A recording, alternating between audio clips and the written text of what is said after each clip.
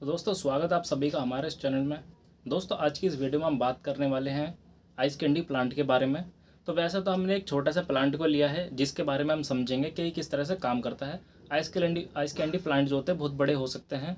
यहाँ तक कि हम जो बर्फ़ बाहर से की दुकानों से लेकर आते हैं, वो जो बड़ी बड़ी बर्फ़ की सिल्लियाँ होती हैं, वो तक भी हमारे आइस कैंडी प्लांट के अंदर जमाई जाती है। तो किस तरह से काम करता है, इसके कंपोनेंट क्या क्या होते हैं, तो उस चीज़ को हमने बिल्कुल छोटे तरीके से, बिल्कुल आसानी तरीके से सीखा है। तो चलिए चलते हैं और सीखते हैं आइस कैंडी प्लांट। तो अब हम आ गए अपने पेज पर। तो हम बात कर रहे हैं आइस कैंडी प्लांट के बारे में। आइस कैंडी तो आपको पता ही होगी, जो आइसक्रीम बनती है जिसको हम गर्मी में बहुत मज़े से खाते हैं, उसी चीज़ के बारे में हम बात करने वाले हैं कि वो रेफ्रिजरेशन साइकिल में किस तरह से काम करता है, ये प्लांट किस तरह का होता है। तो हमने तो एकदम छोटा सा मॉडल बनाया है समझने के लिए कि आइस कैंडी प्लांट किस तरह से काम करता है। बाकी जो बड़ी बड़ी बर्फ़ के कारखाने होते हैं, फैक्ट्रियाँ होती हैं, उनमें बहुत बड़े बड़े प्लांट होते हैं लगे हुए। तो उस चीज़ के बारे में हम बात करने वाले हैं कि हमें इसमें क्या क्या पार्ट देखने के लिए मिलने वाला है।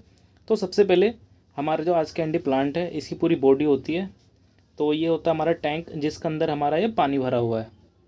ये पानी भरा हुआ है, इस पानी को हम कहते हैं ब्राइन सॉल्यूशन।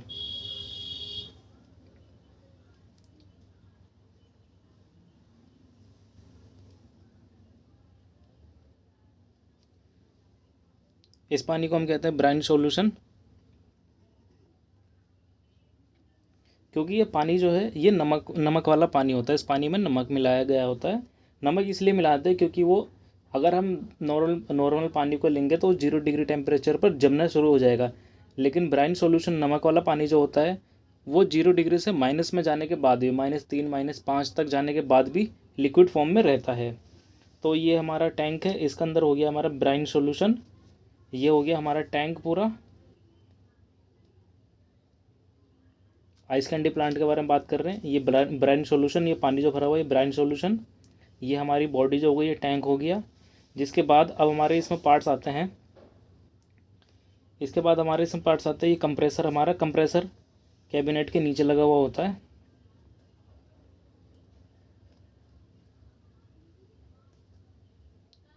कंप्रेसर। उसके बाद आता है हमारा कंडेंसर। ये जो हमारा कंडेंसर है, फोर्स फीड कंडेंसर है।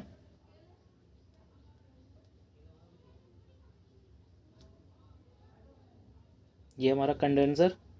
जिसके बाद ये कंडेंसर ये हो गया हमारा। ये जो है हमारा, इसको हम बोलते हैं एजिटेटर। इसको बोलते हैं हम एजिटेटर। एजिटेटर का काम क्या होता है, ये एक मोटर होती है। मोटर के अंदर शाफ्ट में अंदर जाकर इधर एक पंखा लगाया गया होता है। कैबिनेट के अंदर, हमारे टैंक के अंदर पंखा होता है। अब इसका काम क्या है, जब हमारी कूलिंग कॉइल इस पूरे कैबिनेट के अंदर, ये हमारी कूलिंग कॉइल है।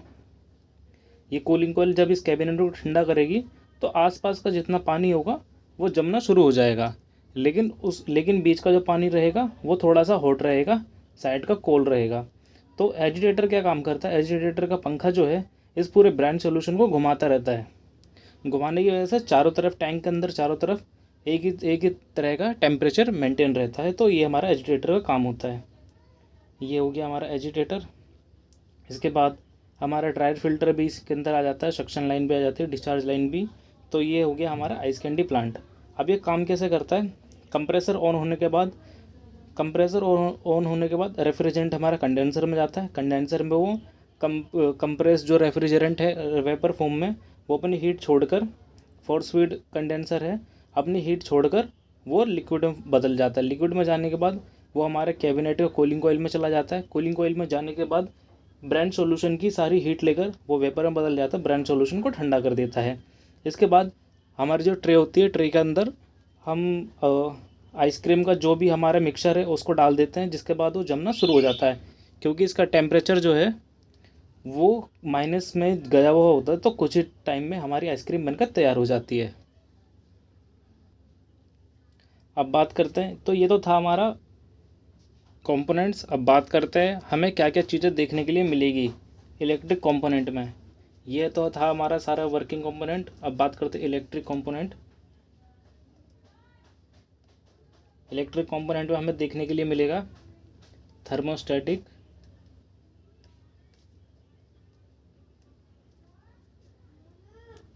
स्विच,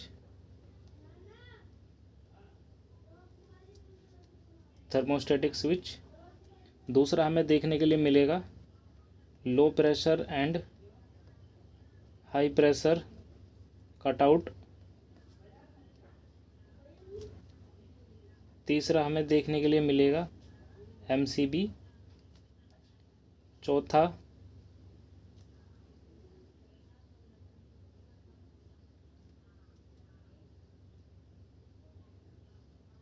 हमें देखने के लिए मिलेगा DOL स्टार्टर।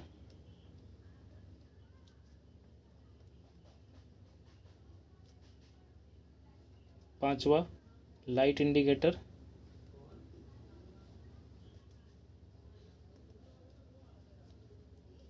तो ये सारी चीज़ें हमें इसमें देखने के लिए मिलेगी। छठा हमें मिलेगा ओवरलोड प्रोटेक्टर। पांचवा रिले। तो ये सारी चीज़ें हमें देखने के लिए मिल जाएगी, जिसके अंदर हमारा कंप्रेसर भी आ जाता है इलेक्ट्रिक कंपोनेंट में।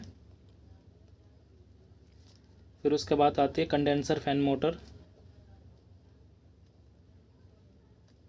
कंडेंसर फैन मोटर के बाद आएगा हमारा एजिटेटर।